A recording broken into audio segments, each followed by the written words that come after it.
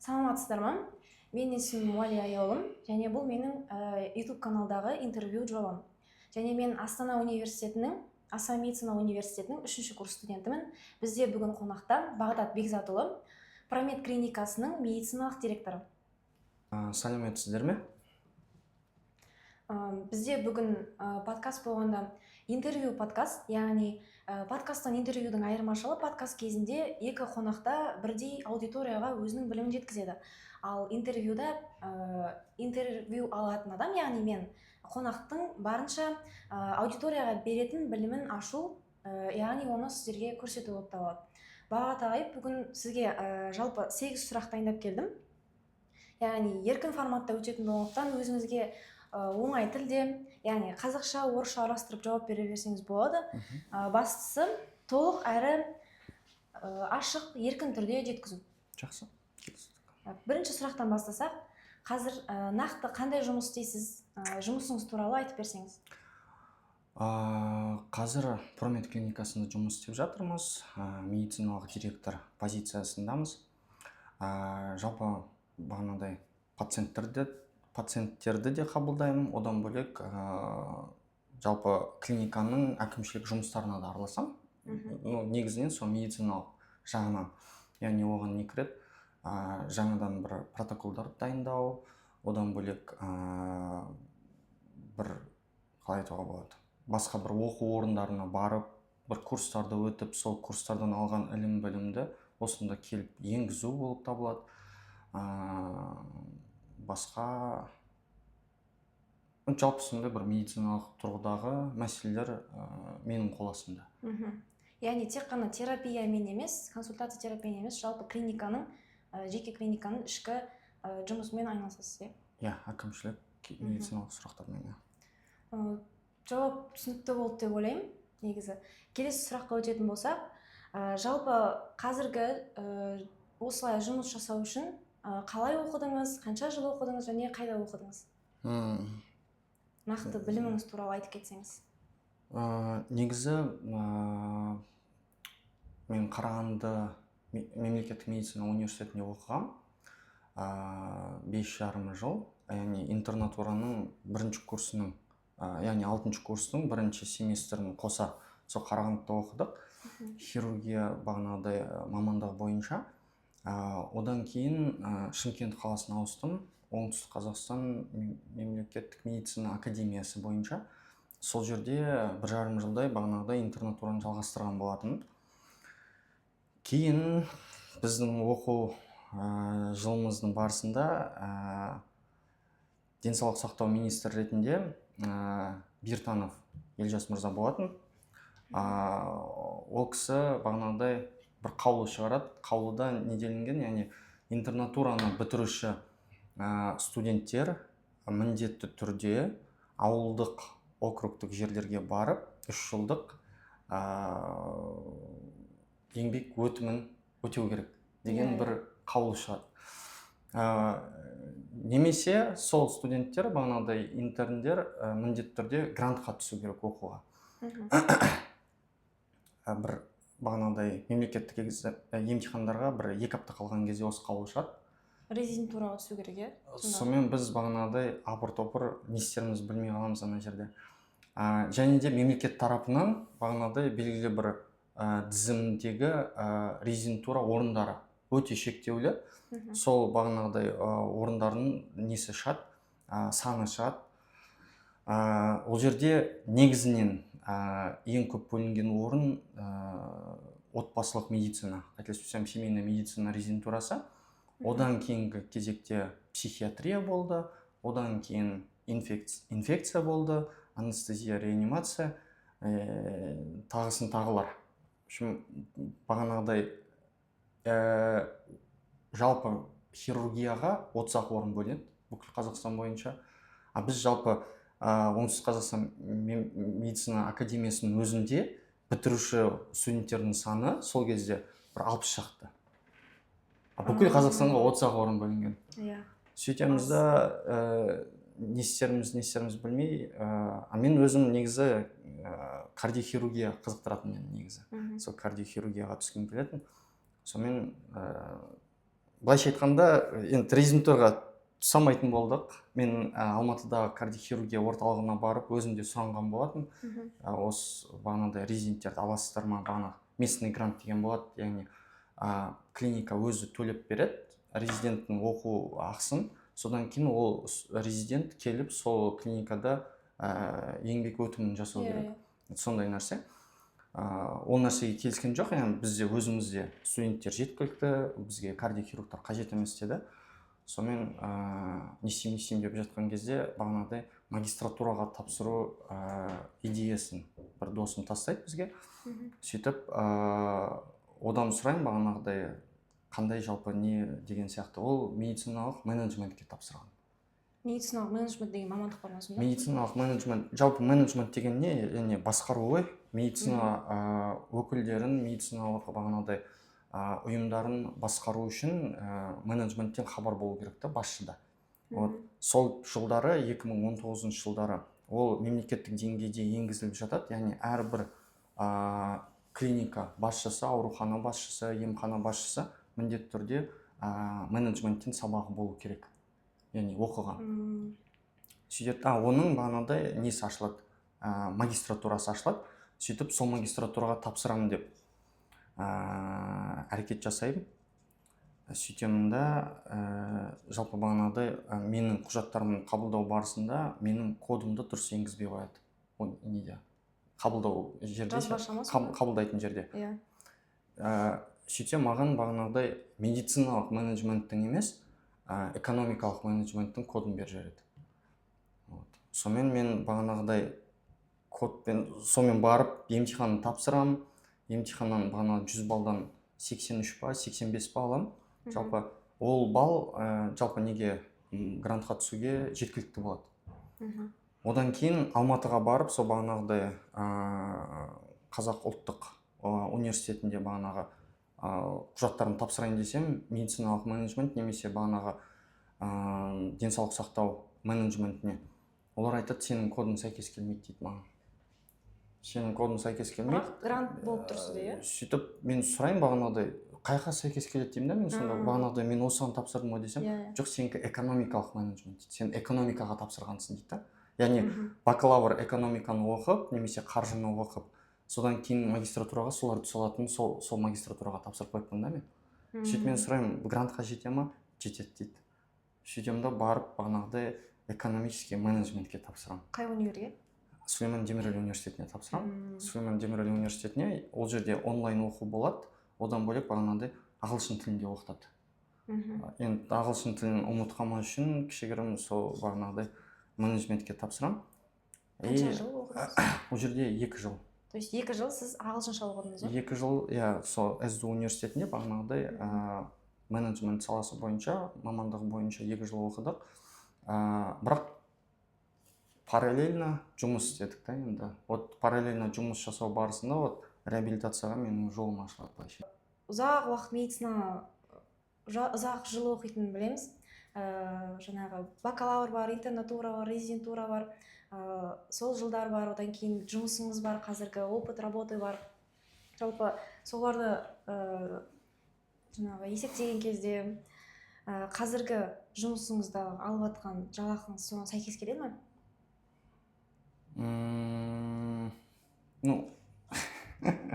Көп күш, жылдар бойы көп күш салдыңыз, энергияңызды құрттыңыз, уақытыңызды құрттыңыз. Сол қазіргі алып жүрген зарплатаға сәйкес келеді деп ойлайсыз ба? Енді бұның барлығы салыстырмалы түрде ғой негізі. Салыстырғанда біз немен салыстырамыз? Бірден ақш-пен, бағанағы Германиямен, сол жақтармен салыстырамыз да. Яғни ол жерде де жұмыс жасап жатқан таныстарымыз бар, бірге оқыған курстастарымыз бар. Олардың айлықтарымен біздікі сәйкес келмейді. Ол жерде де былай айта алмайсың, оның білімі әлдеқайда көп қой менікінен деген сияқты. Ол да дұрыс емес та негізі, өйткені білім деңгейі жалпы былайша айтқанда бірдейдің ол жақ бұл жағы негізі.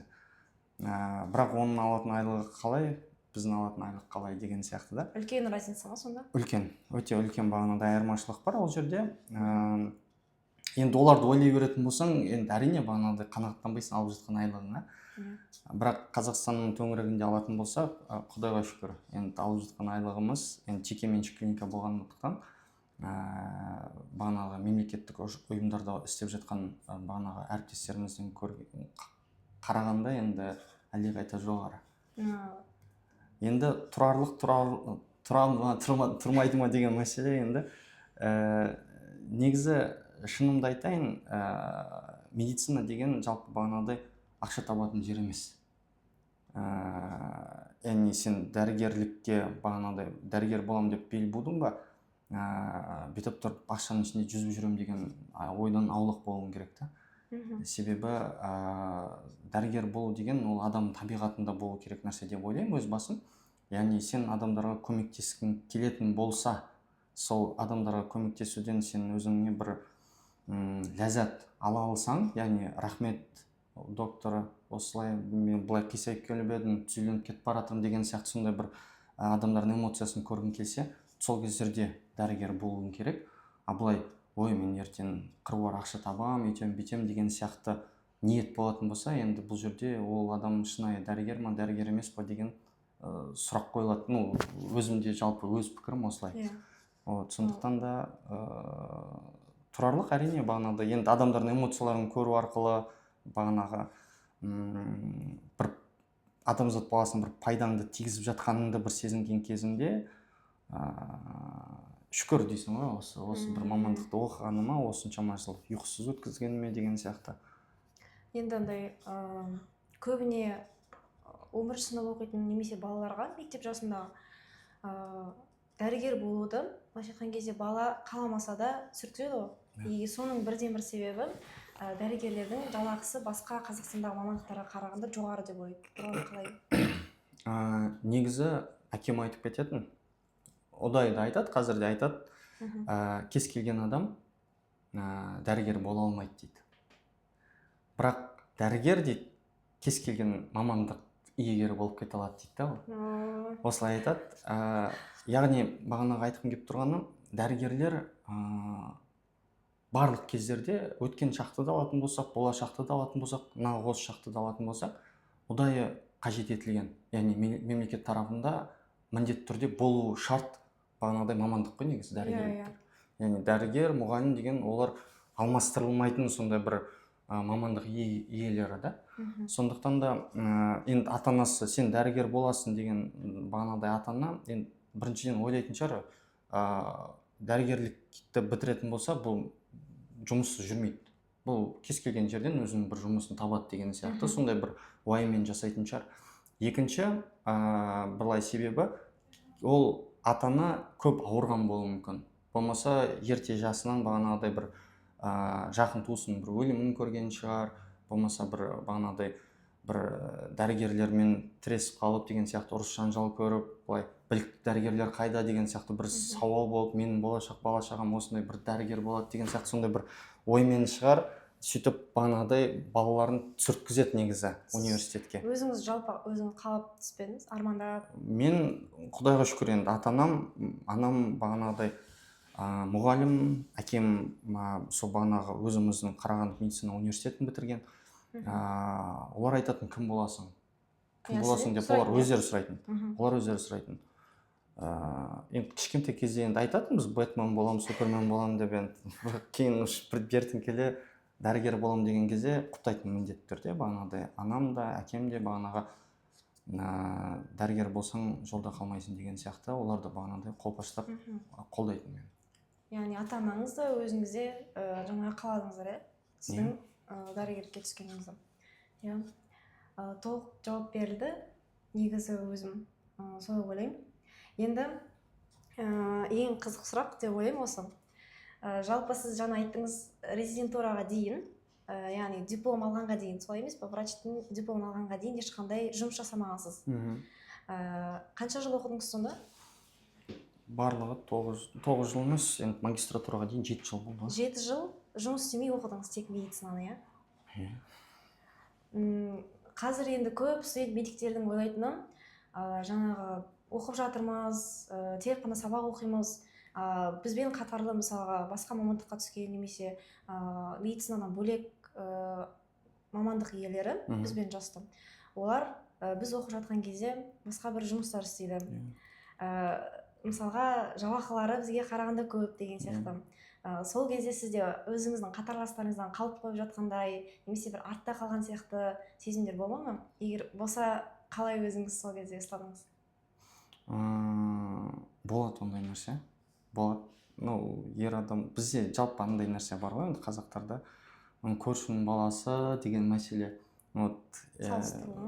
Әрқашан сол бір жетпейтін бір идеальный бір бейне болады, бағанағыдай көршінің баласы, ананың баласы деген. Жете алмайсың да оған бәрібір.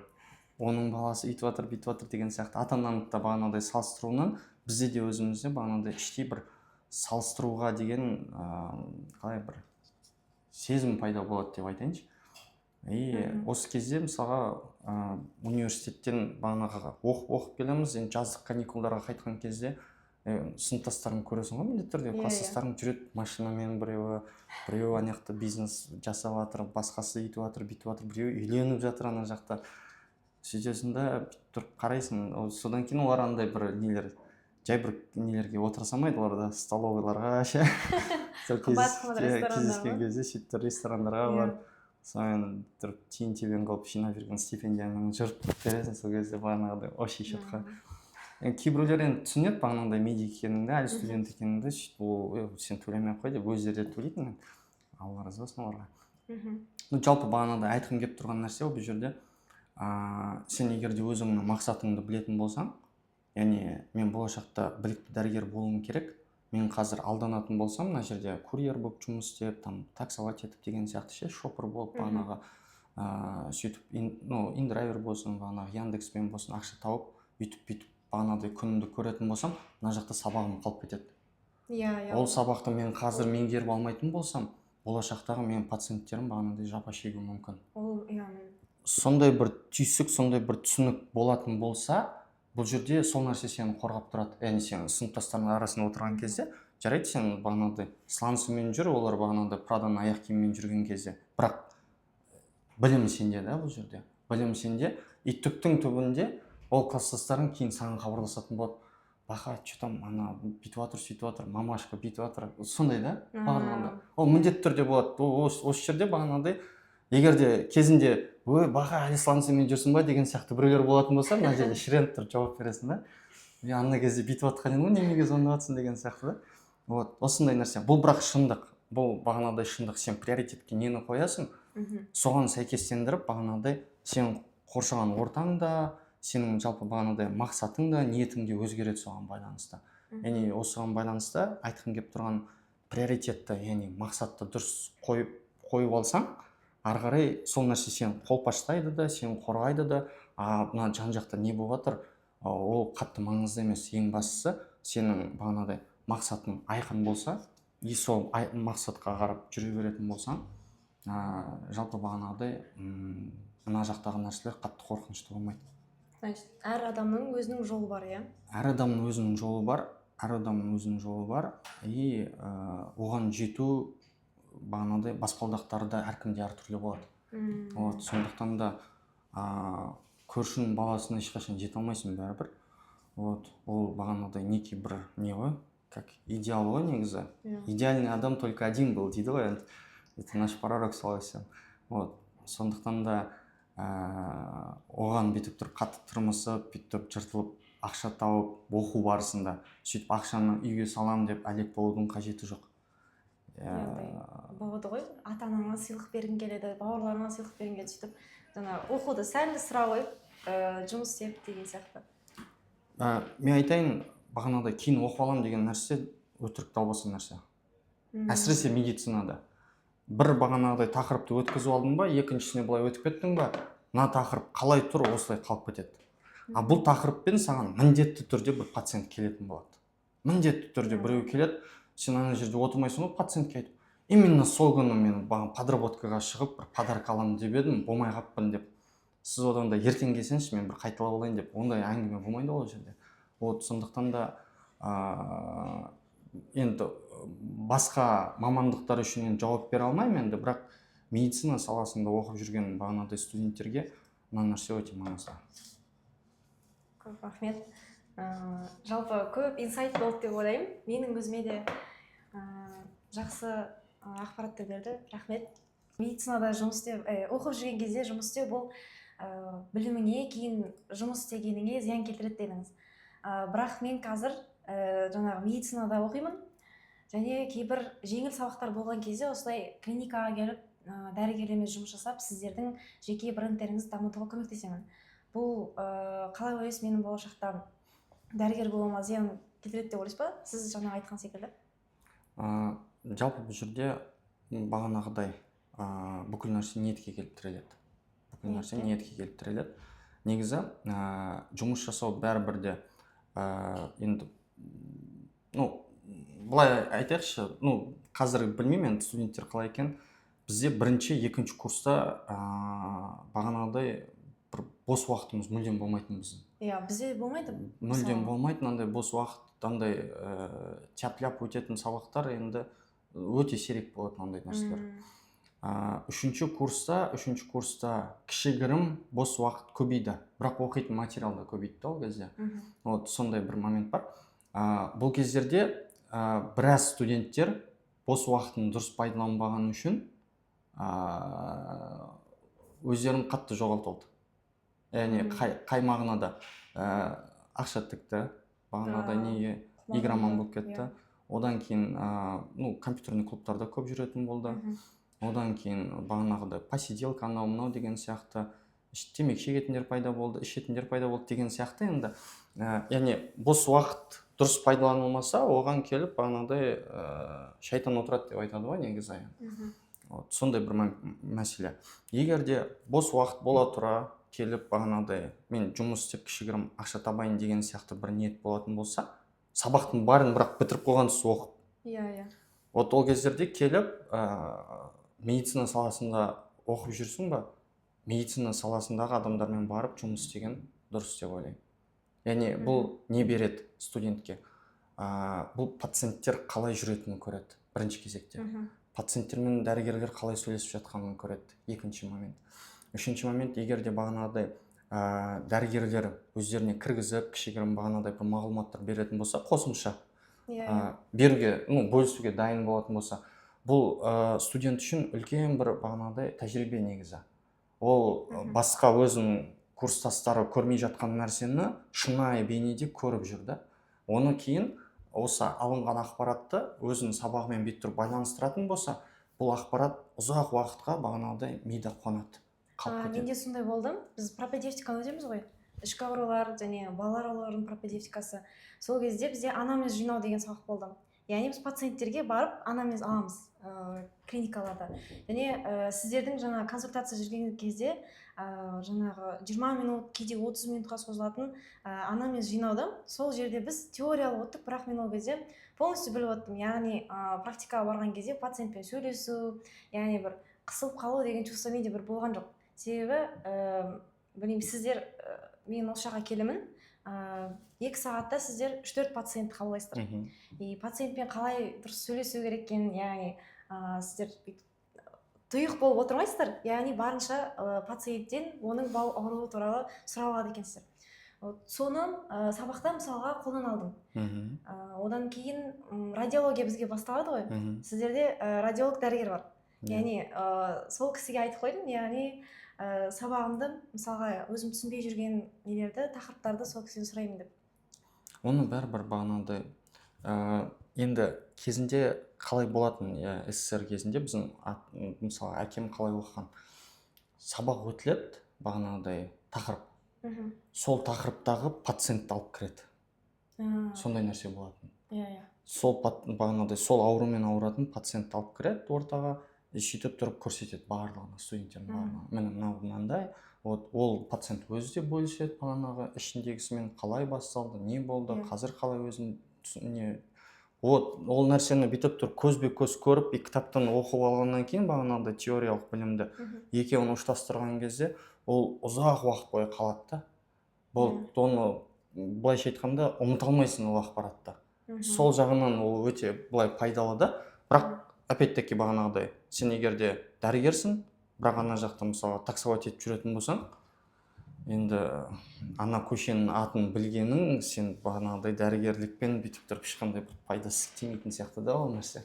Яғни медицина саласында жұмыс істейтін болсаң, бірақ ол кезде нюанс бар, иә. Бірінші сабағында егер бос уақыт болып жатса жұмыс. Міндетті түрде сабақ міндетті түрде бағанағыдай приоритетте тұру керек. Өйткені сенің сабағың, үлгерімің ол сенің болашақ пациенттеріңе көмектесе алу дәрежеңді өсіреді.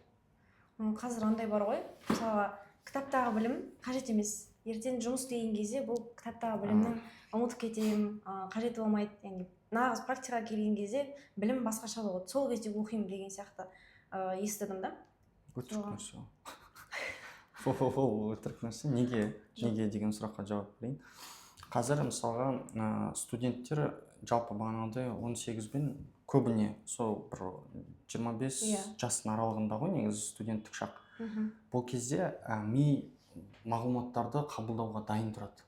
Тез басқа. Мысалға қазір мен барып университетке сабақ оқитын болсам, мен мысалға сіздер сияқты тез қабылдай алмауым мүмкін. Мен мүлдем қабылдамаймын деп айта алмаймын енді, бірақ қандай ол тез қабылданбауы мүмкін да. Сен қазір оқып кеткен нәрсені ертең жай ғана қайталау әлде қайда жеңілірек. Ол нәрсені қайтадан басынан оқығаннан гөрі. Түсіндіре алдым ба? Условно мысалға псориаз деген тақырып. Псориаз деген тақырып бағанағыдай оқылды. Бір студент оны сабағына қатысып оқыды, сабағын айтып берді. Бір студент қалып кетті да, или там ұйықтап отырды, өйткені түнімен там таксовать етті деген сияқты там, шартты түрде. Енді бір 10 жылдан кейін делік. 10 жылдан кейін бір пациент кеп қалды. Хотя мына екеуі де бір реабилитолог деп айтайықшы, псориазы бар ана пациенттің. Псориазы бар, и бағанағыдай терісінен кішкене бағанағыдай ылғалды бағанағы не шығып жатыр да, сұйықтық шығып жатыр да, сол бөртпелерден.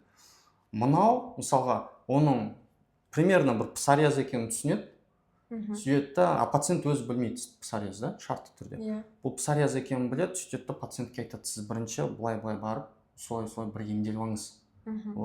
Соны кішкене басасыз, ремиссияға келеді, содан кейін бастаймыз деген сияқты. Реабилитация, мынау мысалға білмейді, ол жарауы әшейін деген сияқты да. Псориаз өйткені өтпеген ғой бұл. Сөйтеді, бұл несі емге ала салуы мүмкін. Алғаш псориазбен бірінші кезген кезде.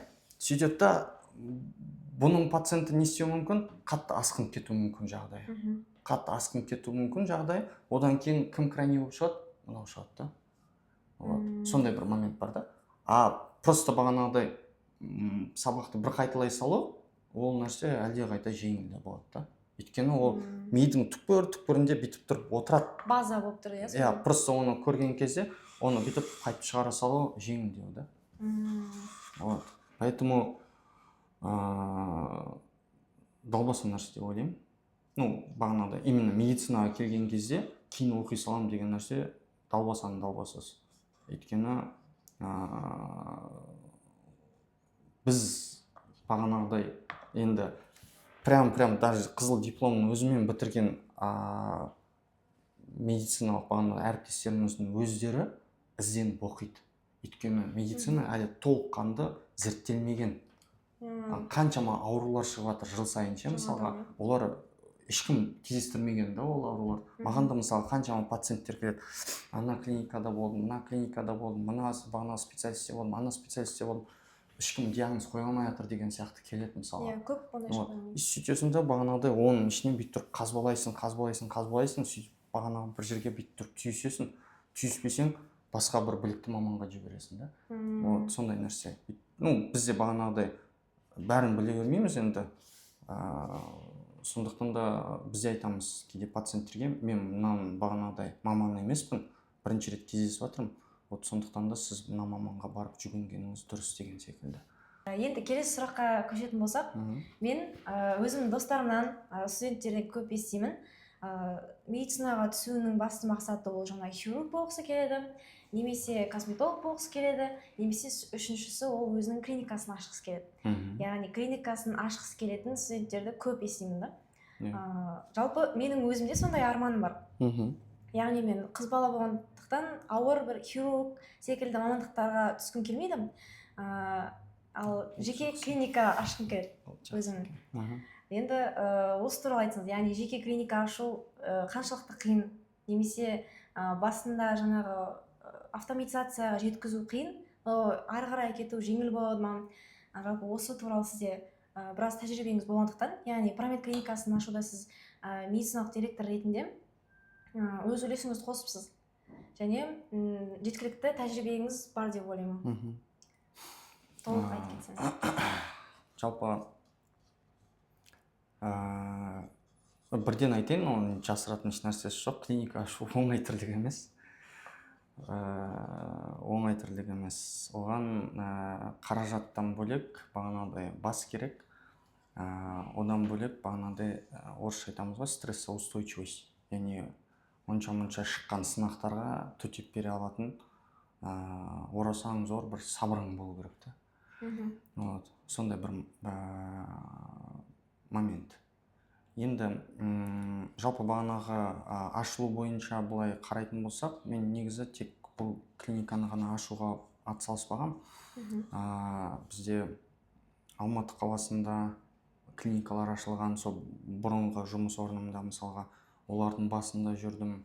Мысалға толыққанды ремонт жасауына онта басында жүрдім деген сияқты. Ол бағанадай оңай тірлік емес. Мына жақта Астана қаласында да клиника ашылған кезде ол жерде де басында жүрдім.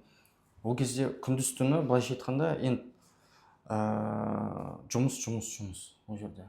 Қадағалап жүресің, бағанағыдай ана жер қисық болып қалса, ол жерін айту керек, мына жер қисық болып бара жатыр деген сияқты жұмысшыларға.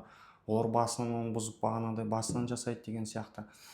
Одан кейін клиника жалпы ішкі жөндеу жұмыстары біткеннен кейін не басталады? Бағанағыдай адамдарды, персоналдарды, найм работников дейді ғой, бағанағыдай. Вот сол адамдарды қабылдау. Яғни олармен бағанағыдай сөйлесу керек, собеседование жүргізесің. Ол келеді, келмейді деген сияқты сондай бір сенеді, сенбейді деген бір бөлек мәселе бар. Неге? Өйткені сен жаңадан ашылып жатқан клиникасын, сондықтан да сен ертең 2 айдан кейін жабылып қалмайтынына бір кепілдік бере алатын біреу болу керек та мына жерде. Осы жерде сен өзіңді қалай көрсетесің бағанағыдай жұмысшыға, солай ол бағанағыдай саған сеніп қалады, немесе сенбей басқа жаққа кетеді деген сияқты мәселе да. Сондай бір момент бар бұл жерде де. Одан кейін не бар? Былайша айтқанда ол организационный моменттер. Организационный момент операционка деп аталады бағанағыдай енді бизнесте. Операционка өте қиын. Оған қарағанда бағанағыдай жөндеу жұмыстары әлдеқайда оңай негізі. Түсіндіңіз бе? Өйткені операционкада сен адамдармен тіл табысып, адамдармен қарым-қатынаста боласың. Біреудің бағанағыдай үйінде жанжал болатын болса, ол настроениесі жоқ болып келеді. Эмоционально подавленный да, депрессия, стрессте. Ол келеді да, ол стрессін бағанағыдай пациенттерден алуы мүмкін, или қасындағы бағанағыдай әріптестерден. Сен осы жерде бағанағыдай оған айтуың керек та. Сен не болды, кішкене демалып қайтсай деген сияқты да. Болмаса андай да, былайша айтқанда оның ішіндегі ішкі күйі айналасына бағанағыдай кесірін тигізе бастайды да. Оны бағанағыдай жекеменшік клиникада емделіп жүрген пациенттер көретін болса, олар міндетті түрде өзінің бағанағыдай претензиясын айтады да. Жеке клиникада жұмыс істеген жеңілірек болып тұр ма сонда бұл жерде, или мемлекеттік мекемедегі медициналық ұйымда жұмыс жасау? Жоқ, жалпы менің өзімнің ойым, яғни адам жұмыста жұмысшы болу керек. Үйде кімсің, әкесің бе, анасың ба, сол жақта сондай боласың да. Осы екі нәрсені бет тұрып ажырата білу керек та адам деген. Яғни мына жақта сен күйеуіңмен ұрысып қалдың ба, немесе бағанағыдай әйеліңмен ұрысып қалдың ба, или үйіңде бір нәрсе болып қалды ма, сен жұмысқа келіп, осы атмосфераны бет тұрып мына жерге бермеуің керек та. Түсіндіңіз бе? Мына жаққа бермеуің керек, өйткені бұл жақта мынаған ешқандай қатысы жоқ та мынаның. Түсіндіңіз бе? Ешқандай қатысы жоқ. Сондықтан да ол әділетсіздік та. Мыналарға жасалып жатқан нәрсе әділетсіздік деп есептеймін. Яғни медициналық директор ретінде жаңағы өзіңіздің әріптестеріңіздің жұмыстағы жұмысын, яғни көңіл күйін пациенттерге және қасындағы әріптестеріне отношениесін былайша айтқан кезде бақылап және керек кезде айтып отыру керек па? Қазіргі таңда енді бұлмен бағанағыдай клиниканың директоры айналысады. Яғни біз бірақ көріп жатып, бағанағыдай байқап жатсақ, ол нәрсені айтамыз да.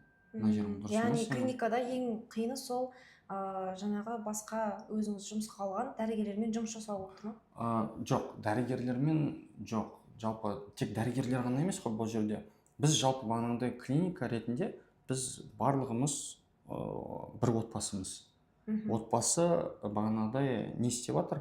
Адамдарға көмектесудің амалын жасап жатқан бір отбасымыз да. Енді дәрігерлер де бағанағыдай медбикелер де мына жерде отырған координатор, регистратор деген сияқты тіпті бағанағыдай тазалаушы апайымыз да, олардың барлығы бір отбасының мүшелері. Енді и бұл мүшелерге бағанағыдай біз айтамыз да, ол нәрсені мына жерің дұрыс емес, сен қазір отбасыға зиянын келтіріп жатрсың деген сияқты да ол нәрсе. Сондықтан да барлығымен қарым-қатынас жақсы болу керек. Бұл өте маңызды. Дәрігерлермен кейде бағанағыдай тіл табысу қиын болып қалады. Яғни ол адамның өзінің енді несіне байланысты ғой, қалай айтады, ішкі жан дүниесіне, жалпы көзқарасына деген, өмірге деген. Сондықтан да кейбір дәрігерлер бізде жұмыс істей алмай шығып кетті. Ондайлар да болды енді. Оны жасыратын еш нәрсесі жоқ. Жалпы адам бағанағыдай басында испытательный срок, яғни сынақ мерзімінде болады ғой негізі жұмысқа кірген кезінде. 3 айдай әркімде әртүрлі енді. Сөйтеді да ол осы уақыт аралығында сыналады. Өзі де былай көреді да ол нәрсені. Мен жалпы осы клиникада жұмыс істей аламын ба, істей алмаймын ба деген бір түсінік пайда болады да ода да. Мысалға, басшылық қатаң болуы мүмкін бір мекемеде. Мына жақтан жаңадан кіріп жатқан бағанағыдай жұмысшы ол қатаңдыққа керісінше бағанағыдай мойынсұна алмайды мүмкін.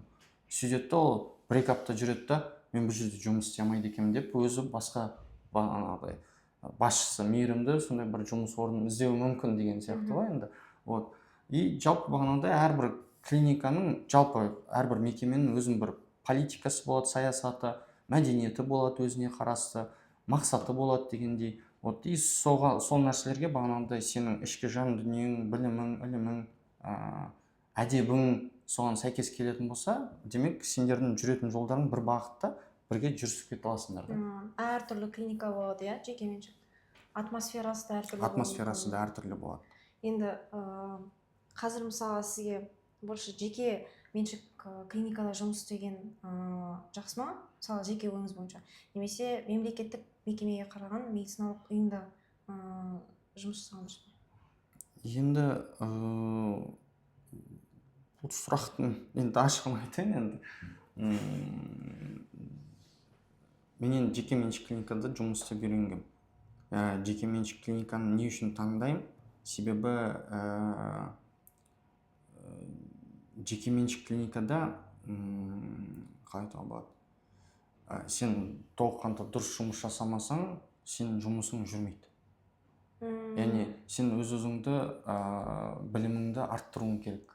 Сен былайша айтқанда енді трендтен қалмауың керек та, себебі бағанағыдай трендтен қалып бара жатсаң, саған келетін пациент басқа біреуге барады. Сен мысалға ол кезде сен азырақ пациентке көмектесуің мүмкін. Яғни тренд деген не? Жалпы бағанада айтып кеттік қой, медицина бір орында тұрған жоқ, дамып келе жатыр, ашылмаған нәрселер ашылып жатыр, мысалға біз білмейтін. Сол мысалға бір Америка Құрама Штаттарында бір методика ашылды делік. Жаңа, емдеу бойынша жаңадан бір бағанадай тәсіл ашылды. Сол тәсіл Қазақстанға әлі келген жоқ. Сен бірақ оның онлайн курсын ала аласың, ағылшын тілін білетін болсаң. Сөйтесің да оны оқып алып, сен өзің клиникаңа енгізсең болады. Сөйтеді да бұл нәрсені басқа клиникалар, енді бір бағытта жүрген клиникалар бір-бірін бақылап жүреді ғой негізі, өйткені конкуренция бар ғой бұл жерде бәрібір. Олар көреді да мыналар мынандай бір тәсіл үйреніп алыпты, бізге де сол тәсілді енгізу керек деген сияқты сондай бір немен жүреді да олар. Әрине, егер де көмектесетін тәсіл болатын болса да. И, соответственно, сен бағанағыдай не істейсің? Сен қарап жүруің керек тоже. Жалпы әлемде не болып жатыр? Сен тек сендегі бар бағанаға 1-2 физиоаппараттармен бүйтіп тұрып шектеле алмайсың да.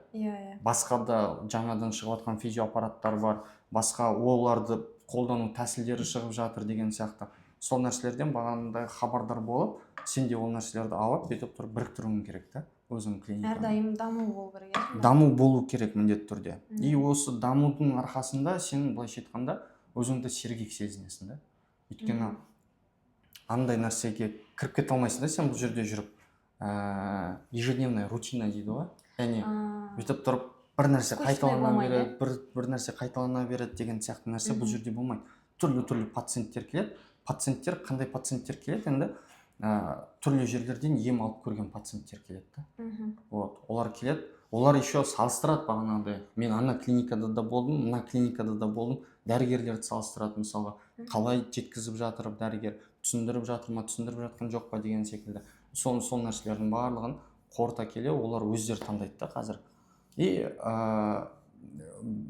тағы бір өте ұнайтын нәрсесі жекеменшік клиникалардың бұл жерге пациенттер емделу үшін келеді. Яғни бұл не деген келіп тұр? Бұмен денсаулығы үшін өзі де ат салысып, өзі де ақша жаратуға дайын келіп жатқан пациенттер да. Өйткені андай бір мәселе бар енді, қазақ десең өзің кетеді. Мен сендерге бағанағыдай ақша төлеп отырмын ғой, давайте істеңдер деген сияқты. Яғни мемлекеттік медициналық мекемелерде ондай нәрселер өте көп та. Мен салық төлеп жатырмын, ол салықтан сендерге айлық беріліп жатыр, давай мені емде деген сияқты да. Мемлекеттен ақша алып отырсыңдар деген сияқты. Иә, андай міндетсіну да былайша айтқанда. Мен ойладым, керісінше жеке клиникаларда сондай болады. Жеке клиникаларда олай келетін адамдар бар, әлдеқайда аз бірақ ондай адамдар. Неге? Өйткені бізде түсіндіру барысында айтамыз бағанағыдай, біз құдай емеспіз. Біз білетін нәрсемізді бүйтіп тұрып жасаймыз. Вот. Сізде бірақ ар жағыңыздан атсалысуыңыз керек. Мемлекеттік ұйымдарға қарағанда жекеменшік клиникаларда пациенттермен жалпы жұмыс жасау және де оларды емдеу әлдеқайда жеңілірек. Себебі пациенттер түсінікпен келеді, ақшасын да жаратуға дайын келеді. Одан бөлек бағанағыдай өз тарапынан да бір жұмыстар жасауға дайын келетін сондай бір саналы пациенттер саны көбірек болады да бұл жерде. Олар бағанағыдай міндетсініп тұрмайды да, мен салық төлеп отырмын ғой, давай мен емде деген сияқты да. Ол емде деген сөзі андай бір түсінік бар да, бір там кетанов ішем, болды ауырым аяқып кетеді деген сияқты, сондай бір нәрсені күтеді олар негізі. Ондай нәрсе жоқ та. Жалпы әрбір адамға айтатыным, ауру деген не? Сіздің әдеттеріңізден қалыптасып келе жатқан нәрсе, и соған сіздің организміңіздің, яғни ағзаңыздың жауап беруі. Вот сол ауру. Яғни сіз салауатты өмір ұстанбайсыз ба? Күніге мысалы кока-кола ішесіз деген сияқты да, бір 2 литрден. Одан кейін бағанағыдай жаттығулар жасамайсыз деген сияқты. Тамақты көп жейсіз, майлы, фастфуд деген сияқты. И сіз күтпеңіз, сіз бағанағыдай сіздің денеңіз Криштиану Роналдудың бағанағыдай денесіндей, соның денсаулығындай болады деген нәрсені күту енді менің ойымша ақымақтық. Вот. Сондықтан да сіз осы букетпен барып бағанағыдай дәрігерге айтып, мен саған салық төлеп отырмын, давай мен Криштиану Роналду жаса деп айтатын болсаңыз, енді білмеймін енді. Ол саналы адамды түсінетін шығар ол нәрсені. Криштиану Роналду мысалға жылына қателеспесем 2 миллион ба долларды құртады. Просто денсаулығы үшін. Ол тамағы кіреді о жерге, бағанағыдай өзінің футбольный тренировкаларынан бөлек өзінің тренировкалары бар, үйінде тренері бар. Вот солардың барлығына $1 миллион. $1 деген 510 миллион теңге ғой, былайша айтқанда жылына. Вот. И соответственно оның денсаулығы бағанағыдай өзінің әлдеқайда өзінің жасын әлдеқайда жас болып көрінеді. Сондай нәрсе. Вот. Сондықтан да енді жекеменшік клиника бұл жерден үйренетін нәрсе көп негізі. Вот. Енді мемлекеттік ұйымдарда, медициналық ұйымдарда жұмыс істейтін әріптестерімізге Аллах тағала сабыр берсін. Енді оларды да түсінеміз, ол жерлерде де біз практикаларды өттік, неше түрлі пациенттер келеді. Вот. Сондықтан да оларды да түсінуге болады негізі, не үшін шаршап жүреді, не үшін бағанағыдай шаштары ағарады деген сияқты. Вот. И пациенттерге де айтатыным, егер де пациенттер көріп жатқан болса,